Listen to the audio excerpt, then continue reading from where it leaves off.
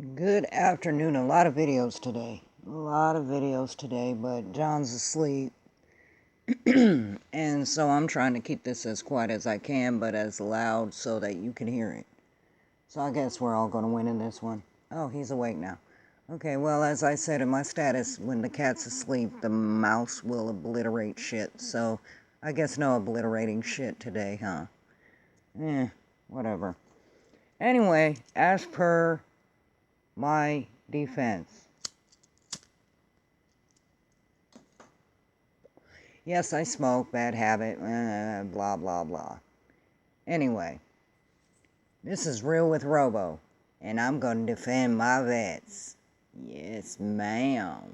Yes, ma'am. I like doing that. Anyway, so, me and John were talking, and every time we talk about vets, it's just like I learned something new. Okay, so I want to touch on a lot of topics here that have been versus vets. Okay, a lot of people think a lot of things about vets that aren't true. So I'm going to have to lay down some facts, and totally decimate their argument. First of all, they're not killers. Okay? I know you're thinking, but RDI said, kill, kill, kill. That's a term. Now, if we look at the legal definition of a killer, of a murderer, that would be a criminal definition, which means you intended to end their life for various reasons that weren't spurned by goodwill. Basically, so if, you caught your wife cheating with another man and you killed the man and the wife, then it would be spurned by anger. Vets didn't have that anger. They weren't angry at him. How do I know? Because there's not a single Vietnam vet, Korean vet, World War II vet that had any personal gain in the wars. There was no personal gain. Okay, and I know you said, but they got paid. Well, don't we all get paid for jobs? So what, are you a prostitute because you're a wife now? You get paid for keeping the house up and giving your husband sex. You're a fucking prostitute. Let's get real. Now, the reason why I said that they're not a killer is because, number one, it wasn't premeditated that they would kill anybody in particular. Therefore, that way, legally, it's bullshit. Number two, they had no motive. What was their motive?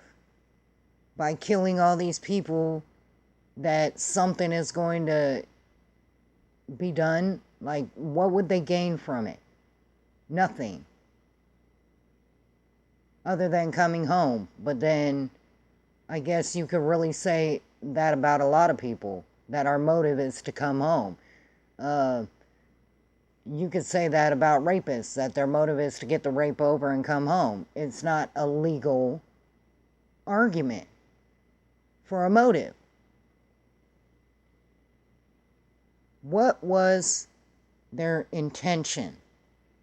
Their intention was not to harm anybody in particular, but to defend these people that were getting hurt. Now, the government, they had a motive. So if we're really going to get technical and legal about this, we need to put all of it on the government, because they had a motive, they had something to gain, and they actually had targets. The vets, however, they saw kids in despair, women and men in despair, and they defended them. The same thing you use in self-defense. Me, I don't have a gun. John has a gun. If somebody threatens me with a gun, he could step in and defend me with his gun, and that would be legal. And that's exactly what the vets did. the Viet Cong, Hitler's troops, Korea's troops threatened defenseless people with guns, death, tyranny, whatever.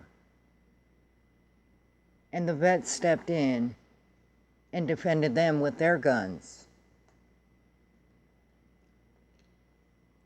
Okay, so now that we're done with that, I don't want to hear nobody else saying, you know, well, I feel bad because we murdered people. You did not murder people.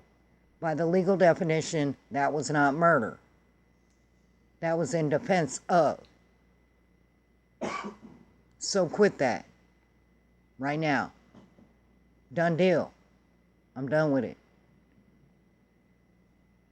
Now, second, another topic I would like to touch on is that the vets, they feel bad because they felt like they went over there and they fought for nothing.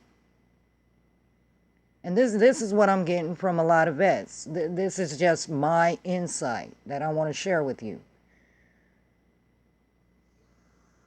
Legally, you did gain something. But you don't look at it that way. You gain the knowledge of how bittersweet, how precious, how fleeting life is.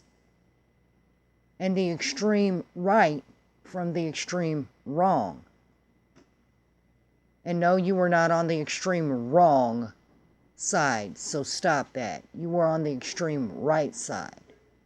And I say that because what those people that were killing those other people were doing, they were wrong. In every sense of the word, they were wrong. So if they were extremely wrong, you must be extremely right. That's logic. Now, a lot of people also come to me with, no one remembers, no one cares. How can you say that? How can you say that? Do you think, I mean, think about this. When you were a kid, somebody gave you a lollipop, okay? This person you didn't know, it was a really, really hot day, and someone gave you an ice cream cone. Let's just use that example. Someone bought you an ice cream cone because you didn't have any money, your parents didn't have any money, and they did that. You would remember that for the rest of your life. It was a really, really hot day. I was sweating. All the other kids were getting ice cream cones. I had no money. My mom and dad had no money. And this nice, kind old man, he walked over and said, here's an ice cream cone. And then smiled and told me to go and enjoy myself. You would remember that kindness. What makes you think that that little boy, little girl that you picked up and ran through the gunfire to safety doesn't remember your kindness? I think as tragic as war is, that would be a forefront, explicit memory. And I could always get a shrink to back me up on this. But that is a traumatic time, and so images and memories are crisp. Think about it. When that little child grew up because of you, or that mother turns into a great-grandmother because of you, you think it's not going to be crisp in their mind? Who's responsible for that? You think every time that an American veteran is mentioned, American military is mentioned on the TV, those images do not come back crisp as day to them. And as you guys know, John, this is live, this is like real, this is like we do our own thing, so this is real life. So as you hear now, John is feeding the cats. So yes, that way they will leave her alone, leave me alone. Leave everybody alone. Goddamn cats. They're always bothering us, wanting to be petted. Oh wait, no, that's a dog. Anyway, back to what I was saying. I mean, I could ask the psychologist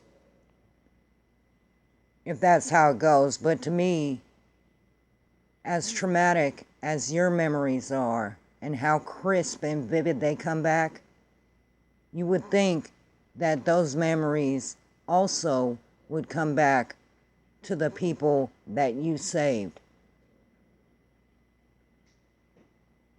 And if you think for a minute that in normal, regular households, they don't talk about things, you're wrong. I mean, I've had conversations with people who remember 50 years ago, and that's way before I was born, so I can't really share that memory.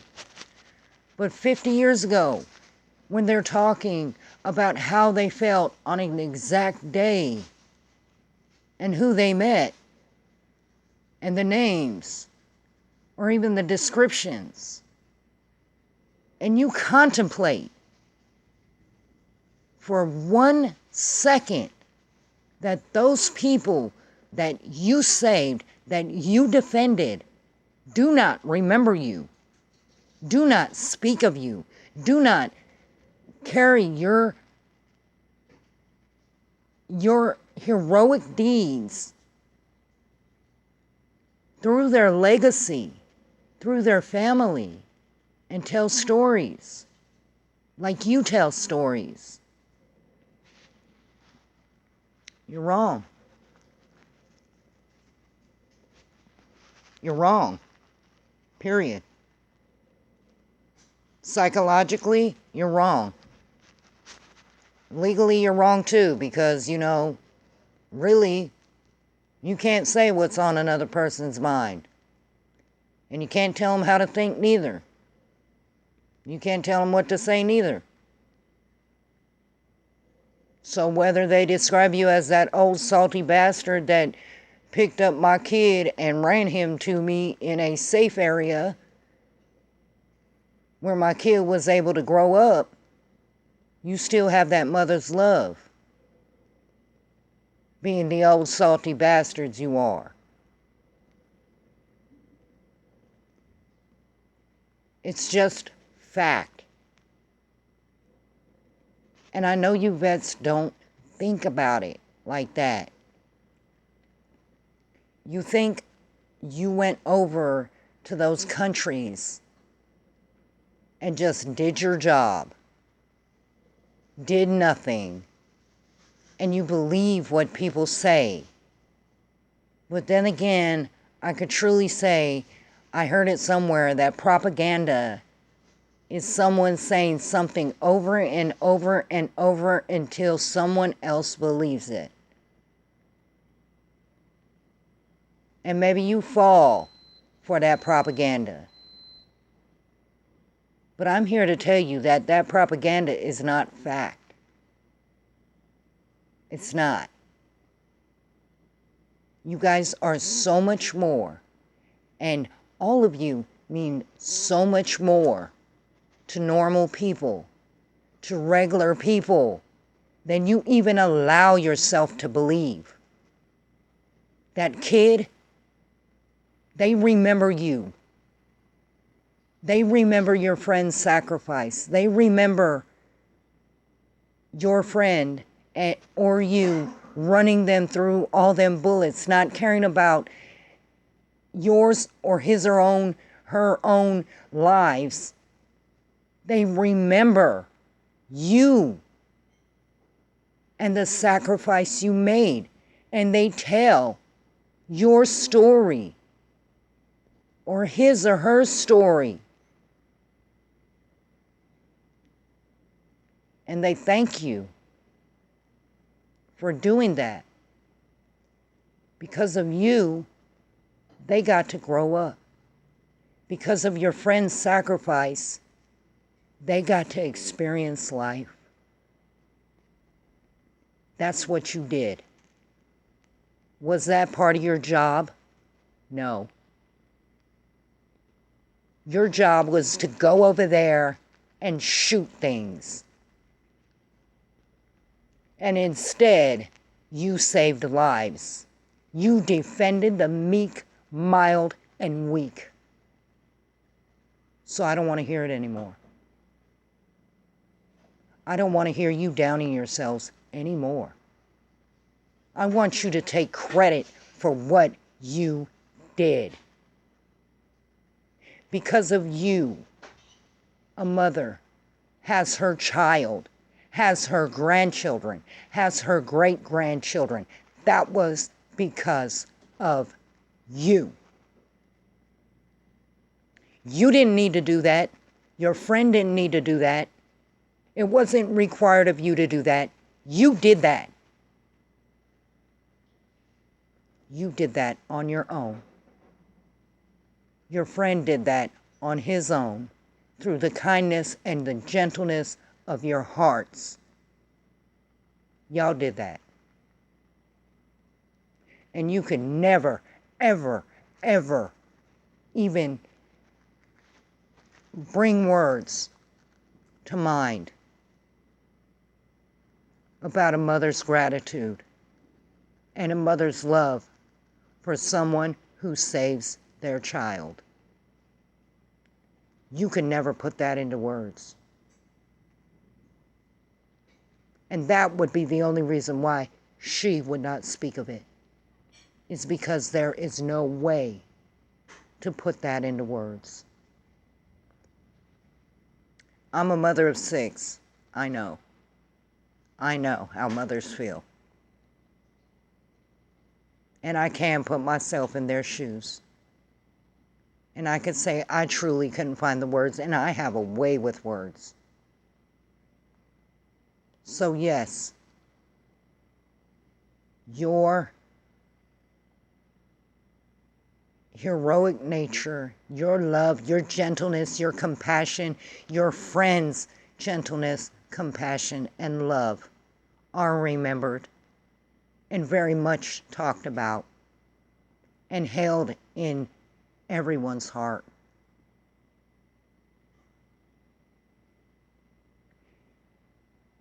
You also freed people that were under oppression. How dare you not take credit for that? You not only stood up for the meek, mild, and weak, you stood up for the people who could not fight back. Under Hitler, they were tortured and murdered, and you fought for them to be free and to live. And they remember you, and they tell your stories. And every time their story is told, you are in it because of you. They lived.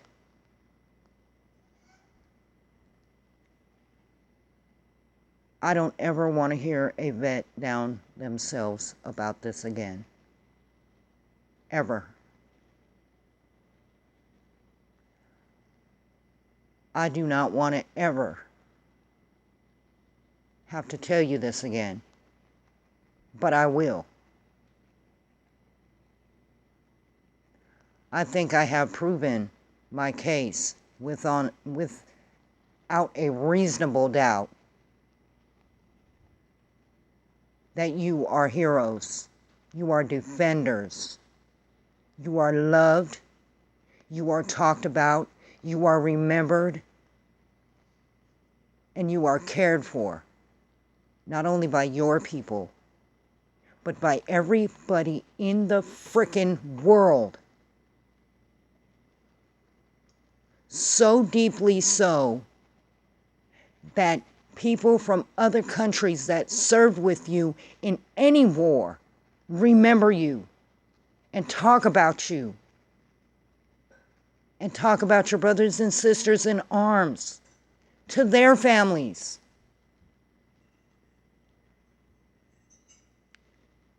You are a part of history. You are a part of the present. And I pray to God you are a part of my future.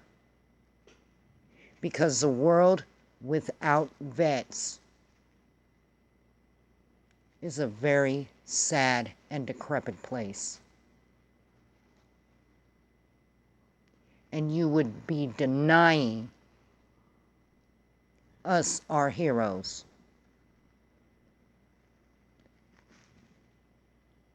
And with that, I say, the defense rests. That's Real with Robo.